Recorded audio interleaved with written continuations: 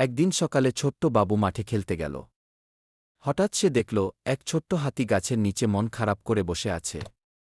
বাবু কাছে গিয়ে জিজ্ঞেস করল, তুমি কাঁদছ কেন? হাতি নাকটা গুটিয়ে বলল, আমার কোনো বন্ধু নেই। সবাই আমাকে বড় আর ভারী বলে ভয় পায়। কেউ আমার সঙ্গে খেলতে চায় না।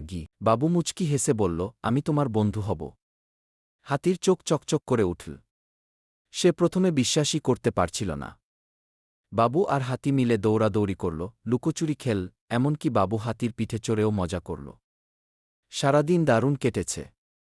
বিকেলে যখন তারা বাড়ি ফিরছিল, হাতি হেসে বলল, তুমি জানো, এটা আমার জীবনের সবচেয়ে আনন্দের দিন। বাবু বলল, আমারও।